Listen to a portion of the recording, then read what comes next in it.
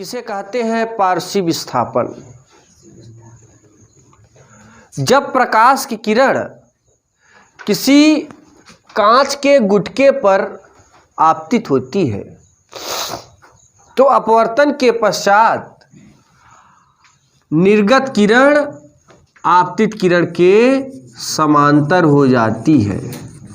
निर्गत किरण आपतित किरण के समांतर हो जाती है तथा इन दोनों किरणों के लंबवत बीच की दूरी को, इन दोनों किरणों के लंबवत बीच की दूरी को पारसीय विस्थापन कहते हैं। इसे डी से प्रदर्शित करते हैं। यानी अगर इस पॉइंट का नाम हम ई रख दें तो जो सी ई है वो स्मॉल डी के बराबर हो जाएगा। फिर से डिफिनीशन ध्यान दीजिए। जब प्रकाश की किरण कांच के गुटके पर आपतित होती है तो अपवर्तन के पश्चात निर्गत किरण आपतित किरण के समांतर हो जाती है तथा इन दोनों किरणों के लंबवत बीच की दूरी को पारसीय विस्थापन कहते हैं। इसे स्मॉल डी से प्रदर्शित करते हैं। यानी यहाँ पे हमें पारसीय विस्थापन के लिए एक फार्मूला सिद्ध करना है। अब देखिए वो चीज़ कैसे सिद्ध करेंगे,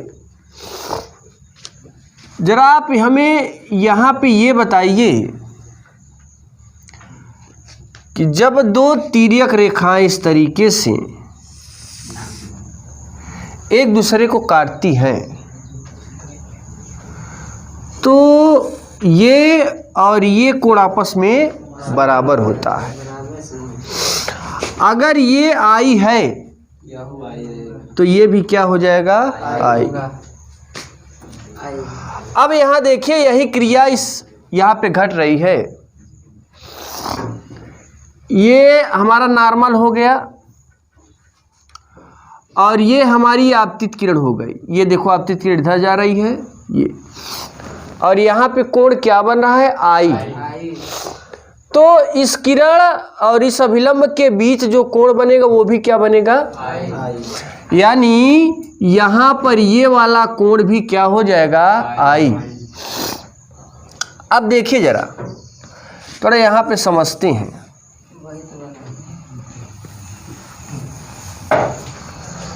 हमारे पास ये रहा नॉर्मल, ये रहा आपतित किरण बना है। एक ठे ही बीच में देखो यह किरण आई है ना, यहाँ पे एक बीच में किरण हम ऐसे कर देते हैं। देखते जाइए, ये एंगल हमारा है आई, तो ये पूरा कितना होगा? आई। और यहाँ पर ये छोटा कोण, यानी ये किरण के बीच में एक छोटा कोण बन रहा है आर। अब हमें ये बताइए कि अगर ये आई है और ये स्मॉल आर है तो इस आई में से अगर ये स्मॉल आर घटा दें तो ये वाला कोण हो जाएगा आई माइनस आर। यानी अगर 50 अंश है तो ये भी 50 होगा, और ये अगर 20 है तो इस 50 में से इस 20 को घटा देंगे, ये कितना हो जाएगा? 30। अब इधर आ जाइए, ये आई है, ये पूरा कोण आई मिलेगा कि नहीं? और ये कितना है? आर। तो आप बताइए ये कितना हो जाएगा? आई माइनस आर।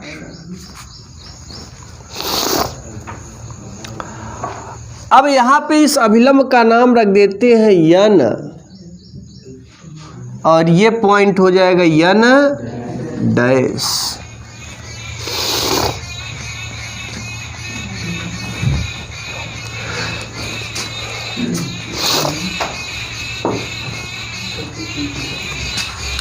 अब इस देखिए, इसमें हम लोग ट्राइंगल लेना है।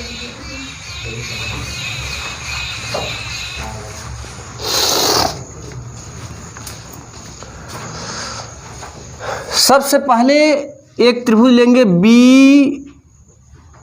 BNC। अब जरा आप यहां से BNC जब निकाला तो ये अभिलंब है, ये किस पर लंब है? दूसरे पृष्ठ पर, RS पर। तो जब ये लंब हो गया तो यहां से कितने से कोण बन जाएगा? 90 अंश का कोण। ये फिगर वहां से हम काट के यहां पे लगा देते हैं।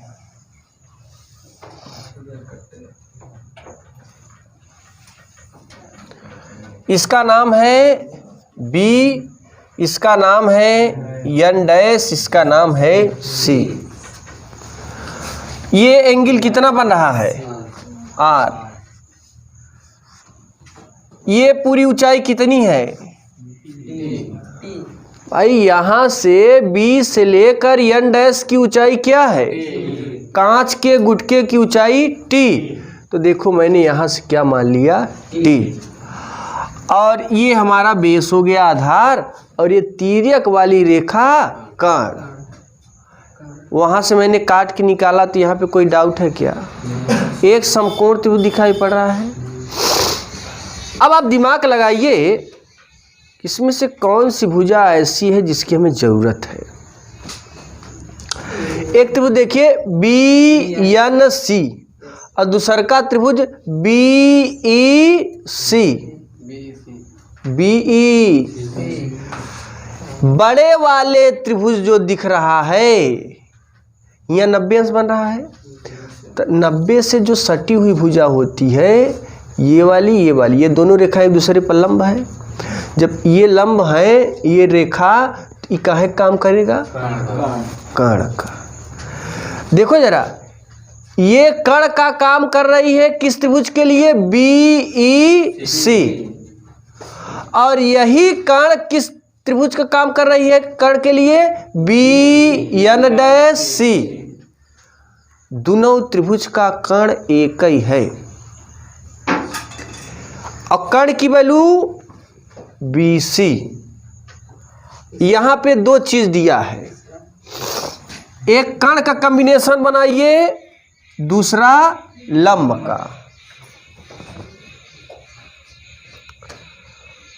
कर्ण और लंब, और यहां पे एक एक्स्ट्रा मिला है जिसका नाम है आधार,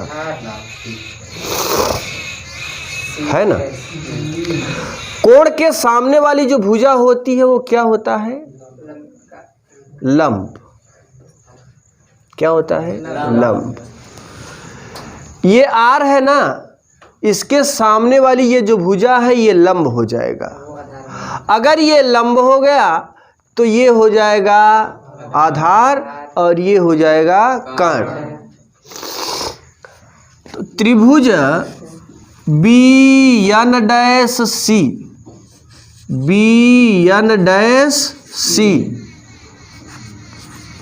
में कास कॉम्बिनेशन बनाइए, कास R। कास आ कहे आधार बटे, ये हो गया लंब, तो ये हो जाएगा। चलिए अब यहां देखिए, मैंने कास इसलिए लिया, कास इसलिए लिया, साइन क्यों नहीं लिया? आपके दिमाग में ये चलता हो, क्योंकि यहां पे वैल्यू कॉमन क्या है?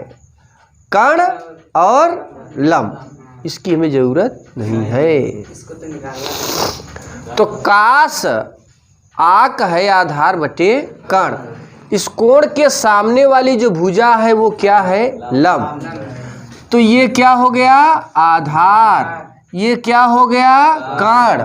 तो कास आख है आधार बटे ए का मतलब आधार, के का मतलब कास स्मॉल आर बराबर ए की वैल्यू क्या है? के की वैल्यू क्या है? अब यहां से आप क्रॉस मल्टीप्लाई करके BC की वैल्यू निकाल लेंगे। BC का इसमें BC इंटू कॉस R बराबर T।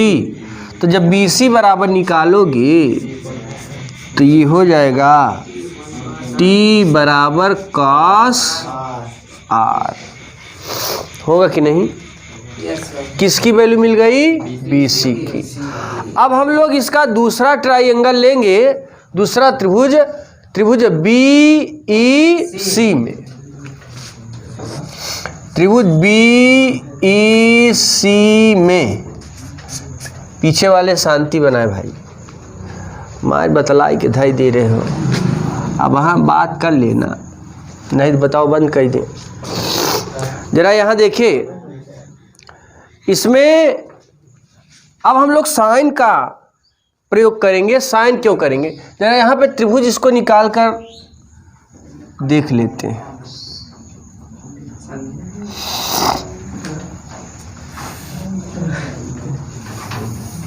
देखो कण कौन है इसमें? ये BC और ये हो गया E। ओके, अब आप जरा देखिए यहाँ से यहाँ तक D है ना। चलिए, अब यहाँ पे ये वाला कोण क्या है? I माइनस R, ये है ना। ये देखो मैंने यहाँ पे लिख दिया है I माइनस R। यहाँ पे हम लोग साइन का इस्तेमाल करेंगे। और साइन लक है लंब बटे कण। साइन I माइनस R बराबर लंब की वैल्यू। देखिए, इस कोण के सामने वाली जो भुजा होती है वो लंब का काम करती है। तो यहाँ पर लंब क्या है? D। कण क्या है? BC। कण क्या है? BC। ये आधार हो गया, ये लंब हो गया, ये कण हो गया। कोण के सामने वाली भुजा लंब और बची आधार तिर्यक वाली कण होती है। तो साइन लख है लंब बटे कण। लंब की वैल्यू D, कण की वैल्यू BC। क्या भाई? BC। तिर्यक गुणा कर दो तो D बराबर BC इंटू है तना। D बराबर BC into sine I minus R। इतना समीकरण 1। अब देखो BC की वैल्यू यहाँ पे निकाले हैं। BC की वैल्यू समीकरण 1 में BC का मान समीकरण 1।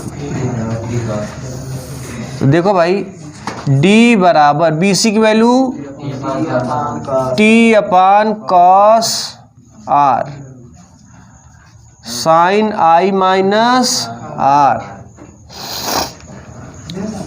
D बराबर T sine I minus R बटे cos R equation number I minus R बहुत छोटा होगा। ठीक है ना। जब I माइनस R बहुत छोटा होगा तो उस स्थिति में साइन I माइनस R बराबर I माइनस R और कॉस R बराबर 1 ये होगा। अब जरा देखिए यहाँ पे, इसके स्थान पे हम लोग लिखेंगे D बराबर T I माइनस R बटे 1। T I माइनस R समीकरण 3। अब अगर हम पृष्ठ उससे बात करें,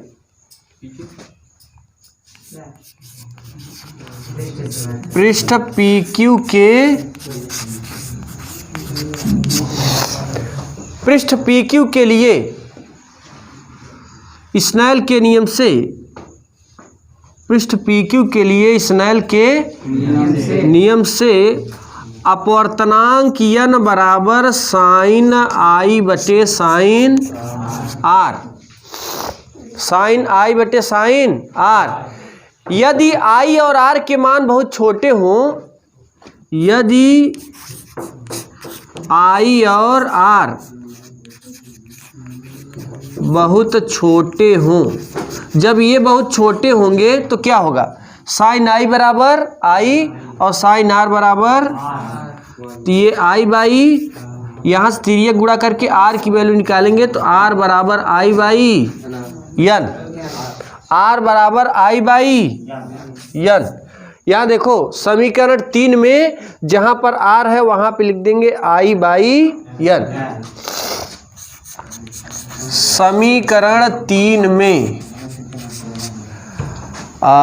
ये रख देंगे आर बराबर आई बाई एन, तो ये हो जाएगा डी बराबर T I minus I by, I common ले लीजिए तो T I 1 minus 1 by N into D.